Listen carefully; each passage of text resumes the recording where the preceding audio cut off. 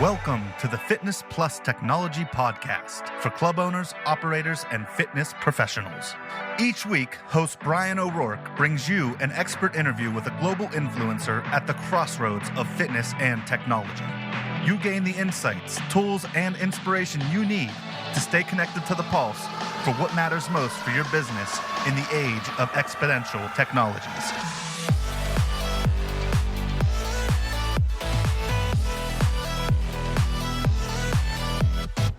Welcome to episode 186 of the Fitness Plus Technology Podcast. I'm your host, Bryan O'Rourke, and before we get into our interview with Eddie Arpin from OfferingTree, I wanted to thank everyone at Beyond Active's global event in Singapore, which was a great event earlier this month in June, and also had a great visit with customers in Hong Kong and visiting Core Health and Fitness's factory in Xiamen, China.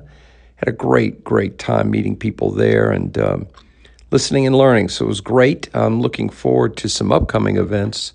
In October, we have the European Congress with the HFA in Amsterdam, amongst other events I'll be attending and speaking at. So stay tuned and please follow me at Bryan K. O'Rourke on all the social networks. So we had Eddie Arpin, as I mentioned in the beginning, who is a founder of a great product, OfferingTree. And we talk about technology, what's going on with that, of course, about the different clients and pain points that his product solves and what he sees out in the marketplace. We talk about his pearls of wisdom, of course. Eddie was very interested in meditation. In his early days, he talks about his journey into fitness technology. So I hope you enjoy this interview with Eddie Arpin. So without further ado, let's invite him to the pod. Well, listeners, I gave you a great intro on Eddie, co-founder of OfferingTree. Eddie, how you doing this morning? I'm doing great. Thanks for having me. And you're joining us from St. Paul, Minnesota? That's right. Yeah, I love the Twin Cities. I spent some time there. A beautiful area of the country. It's really great to have you on. You know, I love talking to software developers, and I know your background in software and development has been pretty extensive, Eddie. How did you get in the fitness space, and what came up? You know, what was the impetus behind you starting this company a decade ago, right? Yeah, right. It was a long journey. I mean, I grew up playing sports and being active, and it all started actually in college when I was in a mindfulness meditation club, Oh. and my roommate at the time was one of the founders of that club, and I met my future OfferingTree co-founder at one of the meditation sessions, and so he ended up managing a local yoga studio in Minneapolis, which is right next door to St. Paul, just across the river. And he was struggling, and they were still using pen and paper. And they had just a community-based, donation-based yoga studio. So it was a pretty cool model. And they were just growing and growing and growing beyond pen and paper. And they were starting to look at some solutions, and they just didn't really like anything that was on the market. And he said it was killing the vibe of the studio when they switched to one of the big players. And I've been in software now for 25 years. Yep. And at the time I was working at a local company called Sports Engine, which is kind of similar to what I'm doing now, but they were in youth sports. So, making it just really easy for youth sports organizations to do websites, payments, registration.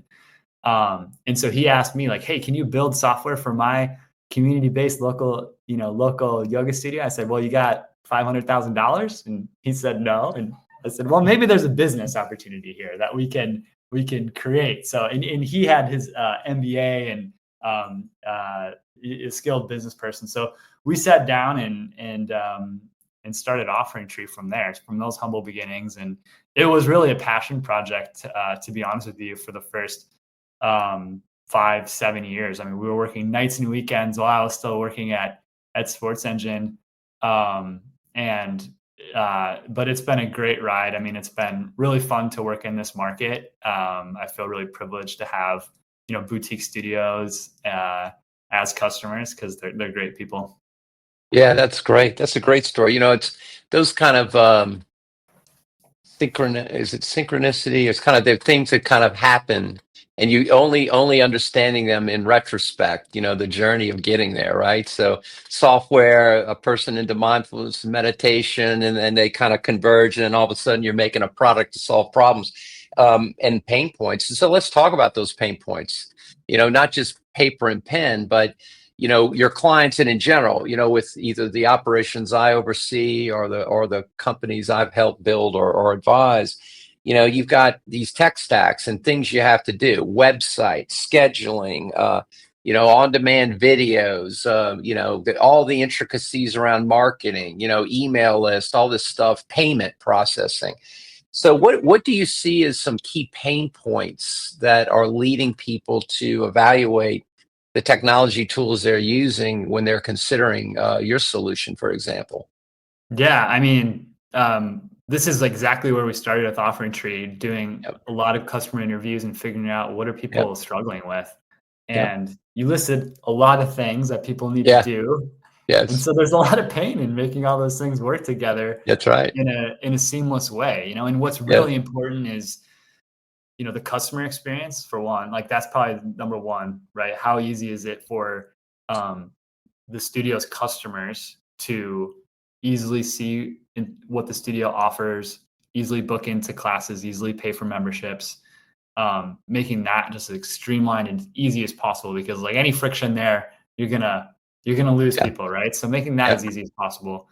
But there's the website piece, the scheduling piece, the payment processing piece, the CRM piece, the marketing Yeah. piece. All of those things need to talk to each other so that like it can be a streamlined, because a lot of times these studio owners, that they're not in it to be an operator, right? They're in Right. it to help their community Right. and be of service to the community. And there's a lot of first time. I mean, we primarily deal with really smaller community based Mhm. studios, right? And Mhm. so there's a lot of operational complexity in Yes. this stuff. So how can OfferingTree make it really easy to provide all of that in one platform? The website Mhm. piece, the scheduling piece, the payment processing piece, the CRM and marketing tools. And not only that, but provide like the blueprints and the educational materials along with it, because Mhm. there's a lot of first time business owners in this segment. And there's there can be a lot of knowledge gaps along the way. Yeah. And Yeah. everybody's always learning. I mean, when I started OfferingTree as a first time software business owner, and there's a lot to learn, and Yeah. if you knew how much you had to learn when you started it, Yeah. you might You not have wouldn't be started doing it. it. That's right. So I think it's kind of fun to experience a lot of the same things that our customers experience, like me personally. So Yeah. I get it. And it's really fun to try to provide solutions to just make their life easier Yeah. and streamline these things. Because I mean, even just getting your scheduling widgets on your website can be a challenge, and updating your website. A lot of studio owners that we've talked to have like WordPress websites where they just want to change some text. They just want to Right. their workshop change. They change the date, and they're like, shoot, I have to call this developer, Yeah. and That's now right. I might have to like pay him some money, and like, when do you have time? And it's just like, oh no. And it Yeah. causes a lot of stress. And so it's those kind of things, that like, hey, Yeah. maybe we can make this easier, and you don't need a designer or a developer to change your website. You can just hop in and make a few changes. Yeah, So that's really valuable, especially if you're a facility that's not, a major chain where you have a bunch of infrastructure with people to help handle those details.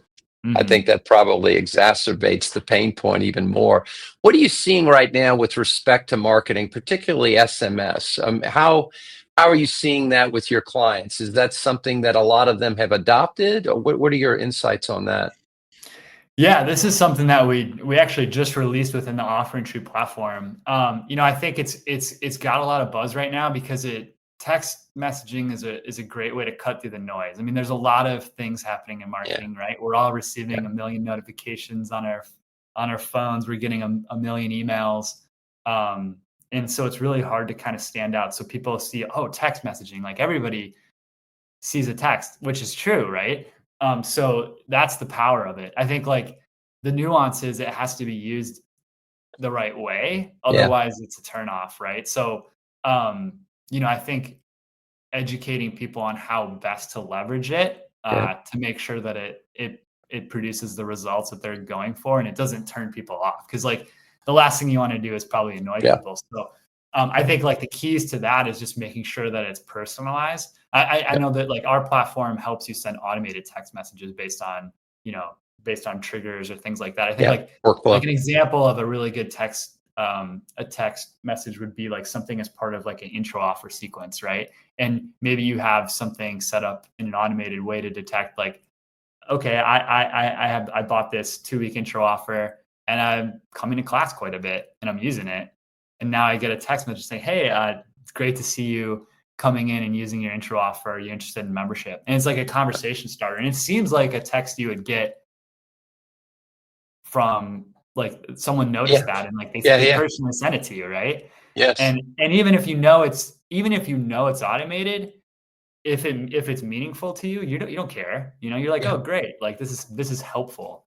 This is a helpful conversation. So I think that's like just an example of like some of the best ways you can use SMS, and maybe not necessarily like blasting your entire list because you have a Mother's Day sale on t-shirts or something like that. Right. That would be like an example of like, maybe don't do maybe that. It's not the best channel for that. Yeah, that's right. That's good insight. I agree with that. So I think it's a great trend in marketing, and like when it's used correctly, it's really powerful. Yeah, we're going through this shift with AI and search right now with SEO. Are you seeing, because what your Google experience is changing, as you know, and a lot of that's affecting search, especially with the various AI tools, Chat or Gemini. So the way people are searching and marketing, again, another issue. What are you thinking about that? Are you seeing some clients starting to be aware of how they're constructing their content around search with AI to be a part of that? Yeah, I think it's certainly having an effect.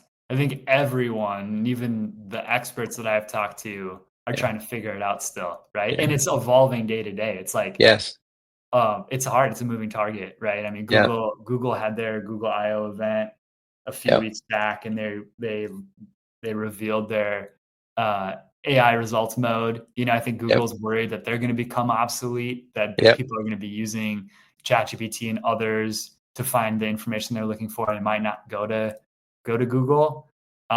Jury's still out on all that, but search is changing faster than it probably has since Google came on the scene. And everyone's kind of figuring it out. So I think, yes, it's changing, and people are trying to figure out how to stay relevant and how to stay in the search sphere.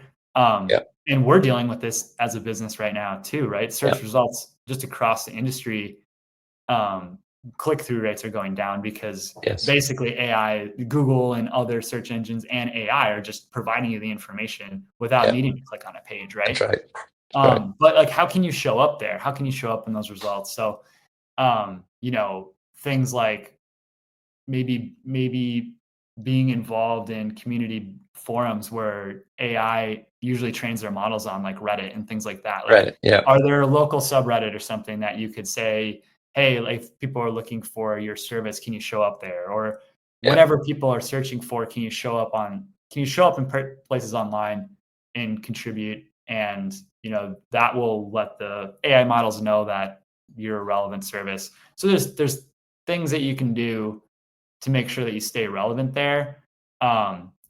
But it's changing so rapidly. What works today might not work in a month. So that's right. It's challenging to say the least right now. Yeah. What are your thoughts on payment processing? I mean, click to cancel. You've seen some legislation around this. There, the whole subscription model around service, and not all wellness or fitness or yoga or other services are subscription based. Some of them are class based, obviously. But what do you see there?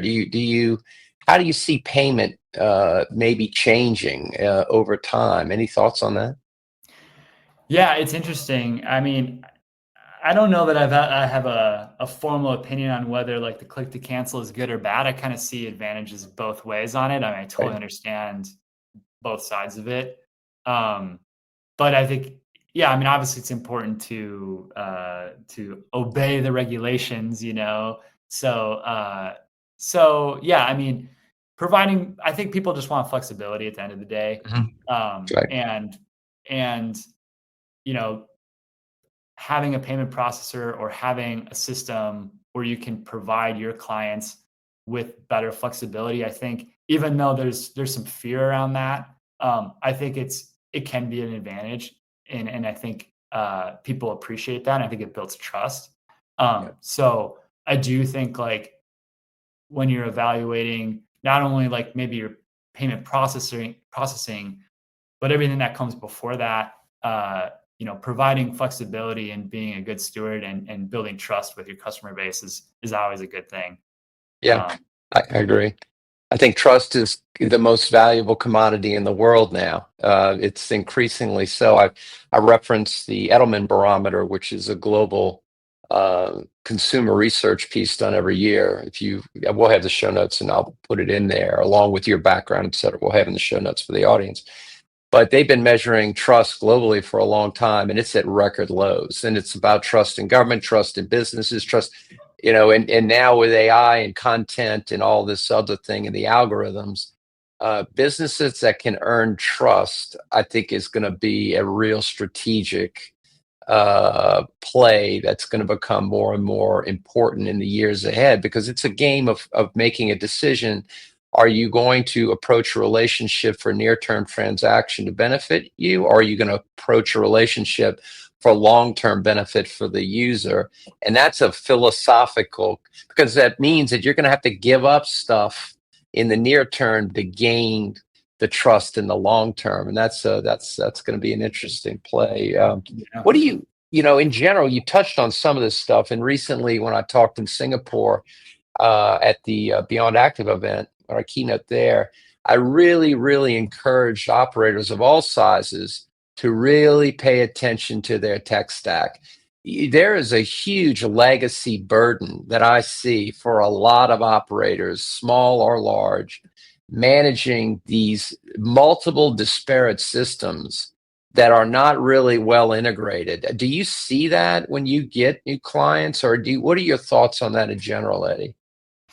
Yeah, absolutely. We see it. I mean, you know, um, we've had now cloud-based software solutions for almost 20 years. Yeah. So, I think we have sort of like the 1.0s, and now we're seeing the kind of the 2.0s come onto the scene. I would say like in the last 10 to 8 years, where we're starting to see like platforms that are more integrated. They're more focused on a certain particular niche and not just general software Yeah. solutions.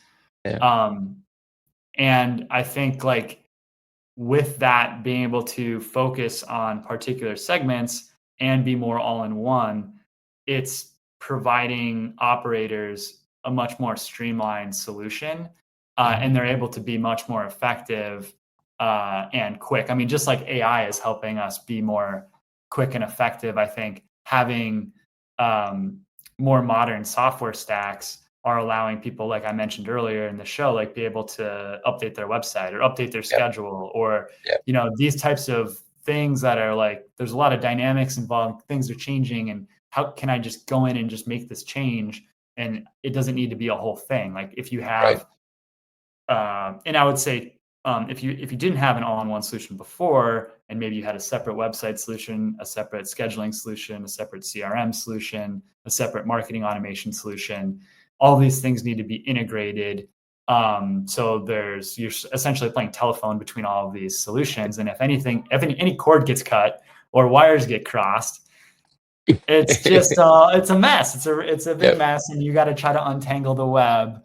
Yep. And you're teaching a class, and you're sweeping the floor, and you're paying the bills, and you're not too happy that like things are a mess and you don't know what's going on. So Yeah. I think like what we're seeing is like new softwares, and I'll say OfferingTree included is trying to be take some of those cords away and make everything more integrated, so everything just works together. And we're seeing, like, we just onboarded a studio that had been in business for over 20 years. They've been using MindBody Online for 13 plus years. And they also used a handful of other solutions to manage their business.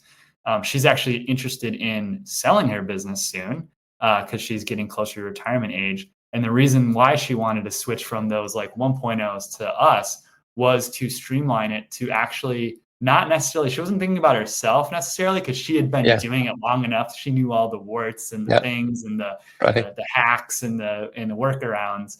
But she was thinking about the next owner, and she wanted to make her business more sellable by having it more streamlined and having better processes and having it easier to operate. So she was seeing it as a selling point to build business value. But certainly, like, you can build that business value for yourself right now. You don't have to wait till you sell. So that's right. Do yourself a favor and think about it. So that's right. No, that's so true. And I think in general, I'm curious to get your thoughts on this, Eddie. And in general, too, when you talk about the 2.0, you really have to have a database that's kind of the source of truth, where things aren't spread out all over the place. Because as technology continues to evolve, you look at things like agentic AI, you're not going to be able to take advantage of those emerging technologies if you have a bunch of disparate systems. It's going to be impossible to do. So that's why I try to emphasize to people, you better pay attention to your tech stack, because to your point about your recent client, at least she was wise enough to know why. And it's the opportunity cost of not understanding your roadmap on your tech stack is pretty high. But a lot of people don't want to deal with it because switching is a challenge to them. They're afraid of it. It's difficult. They're scared of technology. They may be intimidated by it. But I think, outside of your services, which are really important, you have to have a good business model. If you don't have the right execution engines in place, this being one of the main ones, what's your tech stack, it's going to be hard to compete. Do you think that's fair? Yeah, I think it's fair. And I think you made a great point about data, right? Having all your data in one place, not only for being able to leverage like AI, but just for your own clarity on what's happening with your customer.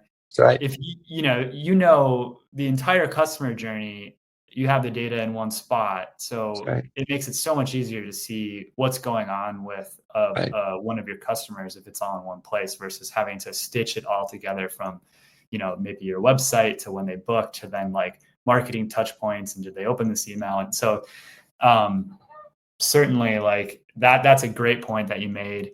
And yeah, I do think it's and also having the data in one place, we talked about it earlier about making sure your marketing, specifically text messaging, is personalized, right? It's much easier to do personalization when you have the data to do so, right? That's right. If I'm going to text you, right, I have all that in my head, right? But your system, if it's disparate and you have multiple different systems, it only has a slice, right? It doesn't have the whole picture. So it's really hard to do personalization there.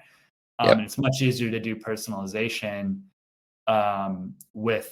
when you have a whole holistic picture. So that creates a competitive advantage. And back to your point about trust, we deal mostly with small community-based studios, not franchises. And you have like these we were talking about it before the show started with Planet Fitness and really low cost. I think it's hard for them to build trust. I think with the community-based studios, trust is their competitive advantage. That's their competitive advantage, is trust, because the owners are right there with the clients. So they know there's no gap in between the owner and the decision maker and the customer, right? Yeah. They know, they know your spouse, they know your kids. It's a much more of a friendly relationship. And there's a lot of value in that. We're lonelier than we've ever been. Yes. Having a community is so important. There's like, it's it's a huge differentiator. And so, being able to have a holistic picture of your customers just helps you that much, helps you be able to That's create right. that much better. So That's right. That's right. Believe me, if Planet or one of those big companies could bottle that up and buy it, they'd pay a lot of money for it. it's hard to do at scale. Like It is. It's very hard. It's a trade-off, right? Like you Oh can't yeah. have personalization at scale because you're just too big. I mean, you're just Yeah. so And while you could, if you had the right tech stack, you do a that's lot true. better, You do a lot better. You do a lot better. And what I said on stage in Singapore is true. I said most brands suck at personalization at scale in the fitness space. So it's a real opportunity. So Eddie, I appreciate you making time and sharing your wisdom, but I would like for the audience, I do this with each of the founders that I bring on here, is so you've been through this journey now for a while. You're kind enough to share a story as to why and how you got involved and kind of what you all are doing. Um, any pearls of wisdom or insight after 10 years of this journey for you that you could share? That's a great question. I think what comes to mind for me is focus. And there's a lot of different ways you could take it. Like Warren Buffett says, like the power of saying no, right? Like, and I think focus, when you think about it, it's a lot, like the hard part of focus is saying no, right? Yes. Saying no to other things. And I think like, Yes. I just heard another podcast of someone talking about strategy, and the value of strategy is knowing what you're doing and maybe more importantly what you're not doing. That's right. And so I would say that would be my pearl wisdom to share is think about the things that have the best chance of moving the needle for your business, right? The biggest opportunities you have, and focus on those, and have goals too, right? Like have goals of where you want to be, and then think about the things that are going to get you there, and try not to worry about the rest, because there's always bright, shiny things popping in, and probably never more than now with like AI. I mean, AI is great, and it's what it's really good at is providing you with a ton of ideas. Yes. But ideas can be like, the value of ideas isn't as good as like the execution of the idea. So it's like, that's right. I would say, it's probably harder than ever to have focus now, because it's so easy to find ideas and find solutions online and get you going. But being focused is a thing that will never become obsolete. And it's really important, I think, because otherwise you're just, we struggle with this at OfferingTree all the time, where we're doing way too many things and nothing. We're not focusing enough to make it actually move the needle. So we have a lot, you can have a lot of short holes. You can dig a lot of short holes and you never hit water, right? But that one deep one, you'll be able to drink for a year. So that's my pearl of wisdom. But I think that's a genius. And I think that's so important. Folks, there are no shortcuts. I don't care what you hear, there are no shortcuts. And sometimes I think we celebrate outliers, kind of like the overnight success that never was. People only see, certain slices of that reality in the press or whatever, or some pretty face on an Instagram reel telling you how they just made $1 million in their first month of business. That is, for the most part, all bullshit. But it makes it very tempting for people to think there are shortcuts. Trust me, I'm old enough to know there are no shortcuts, Eddie. So focus is, talk about trust being the most valuable commodity. I think probably trust and focus kind of go hand in hand a little bit, would you say? Well, I'm in the Minneapolis area, and Prince is a big deal around here, and he's got a quote that says, "Sometimes it takes years for a person to become an overnight success." That's right. That's right. It's funny. I was at the Anytime headquarters, which wasn't far from his home, and I was meeting them, and then the guys at Snap too. And I was driving at night and didn't realize that was his house, and that he had just died, and they had all kind of flowers, and I didn't know what it was right away. And that I remember that to this day. Yeah, what an incredible story. Well, Eddie, thanks so much for making time and sharing your insights, and congratulations on your success with OfferingTree. We really appreciate you taking a moment to share with the audience your thinking and your views. Well, thanks for having me on. It was a fun conversation. I think so too. Hello, listeners. This is Bryan O'Rourke, and thanks so much for listening to the Fitness Plus Technology Podcast. The podcast is made possible by the Fitness Industry Technology Council, a consortium of global brands working together to enhance the adoption of technologies in the fitness space. Our company, Videri Ventures, which is invested in Vertimax, Montezuma, Gold's Gym, Houston, Texas, and Fitness 24/7 Thailand, also underwrites the podcast, along with our service companies, Integris Advisors, Moon Mission Media, and others. Please feel free to share this podcast with your colleagues. And if I can be of any assistance to you, don't hesitate to reach out, bryanko'rourke@gmail.com, or find me on any of the major social networks. Have a great day, and thanks for listening.